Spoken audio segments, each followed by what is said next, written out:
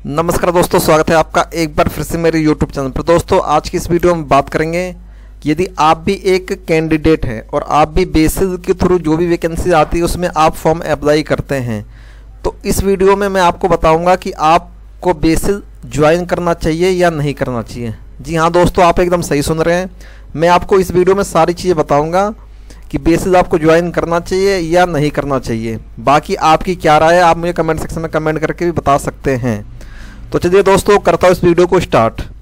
तो जैसा कि आपको पता होगा कि बेसिस है क्या, इस पर मैंने एक कंप्लीट वीडियो बना रखी है कि बेसिस क्या है, कैसे काम करती है। अब इस वीडियो में बात करेंगे कि आपको बेसिस ज्वाइन करनी चाहिए या नहीं करनी चाहिए।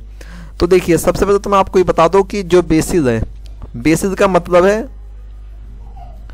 Broadcast engineering consultant India limited, यानी बेसिस, जिसकी शुरुआत यानी ISO सर्टिफाइड ये कंपनी यानी प्राइवेट कंपनी है।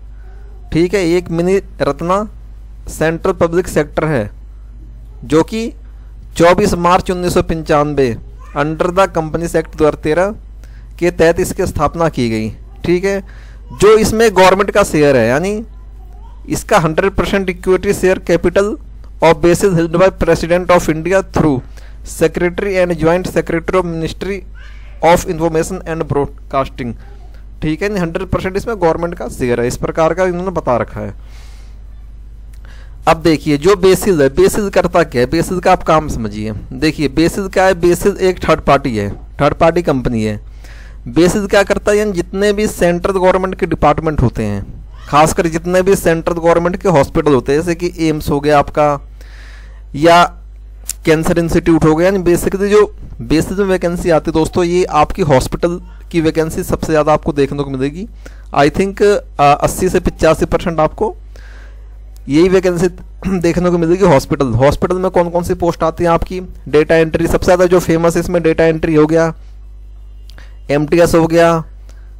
ठीक है, बाकी और भी डिपार्टमेंट है, ऐसा नहीं है कि बस हॉस्पिटल के ये कॉन्ट्रैक्ट देते हैं, बाकी इनके पास और भी टेंडर आते हैं, जैसे कि आपका हो गया इलेक्शन कमीशन ऑफ इंडिया हो गया और कैंसर इंस्टीट्यूट्स हो गए, और इसके अलावा बहुत सारे मतलब जो भी सेंट्रल गवर्नमेंट के डिपार्टमेंट है, यानी बेसिस को जो टेंडर मिलता है या जो बेसिस कॉन्ट्रैक्ट देती है, ये आपका सेंट्रल गवर्नमेंट के डिपार्टमेंट का इसके पास टेंडर होता है।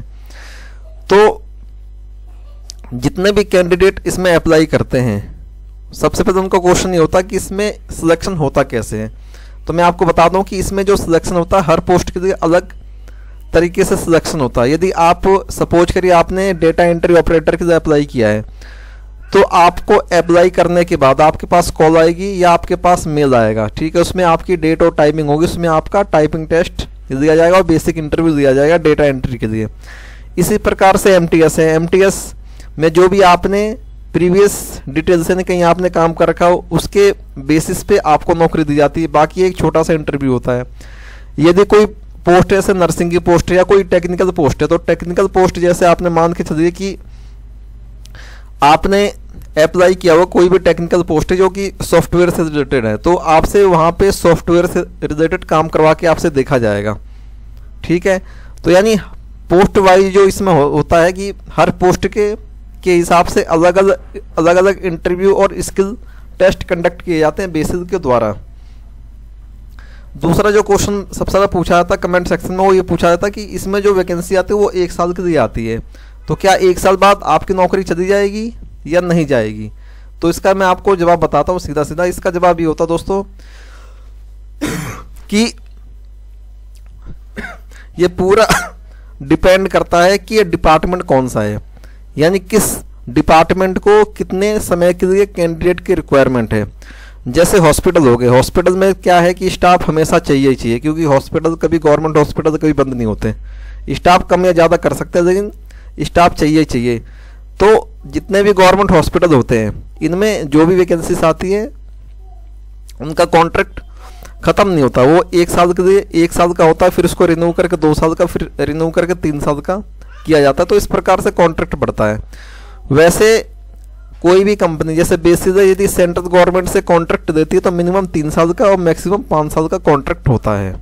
तो इस प्रकार से ये प्रक्रिया चलती है। बाकी कॉन्ट्रैक्ट बेसिस जो भी जॉब्स होती है उसमें ऐसा नहीं कि आपको 1 साल में निकाल दिया जाएगा, 2 साल में आपको निकाल दिया जाएगा, ऐसा नहीं होता। वो डिपार्टमेंट के ऊपर है कि डिपार्टमेंट कितने टाइम तक रखना चाहता है कैंडिडेट को। ठीक है, तो सारा ये डिपार्टमेंट के ऊपर डिपेंड, ना कि बेसिस के ऊपर। बेसिस को जैसा ऑर्डर दिया जाएगा बेसिस उतने टाइम के कैंडिडेट को हायर करेगा। तो दोस्तों आई होप जो भी जानकारी मैंने आपको दी कि आपको बेसिस ज्वाइन करना चाहिए या नहीं करना चाहिए, आप समझ में आपके आ गया होगा।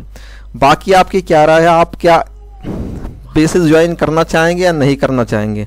अगर करना चाहेंगे तो क्यों करना चाहेंगे, और नहीं करना चाहेंगे तो क्यों नहीं करना चाहेंगे? बाकी यदि आपने बेसिस में पहले भी जॉब कर रखी है तो आप मुझे कमेंट सेक्शन में कमेंट करके बता सकते हैं किस डिपार्टमेंट में, किस पोस्ट पे और कितने टाइम के लिए आपने इस पर काम किया हुआ है। तो दोस्तों इस वीडियो को यहीं तक रखते हैं, मिलते हैं नेक्स्ट वीडियो में। तब तक के लिए जय हिंद जय भारत।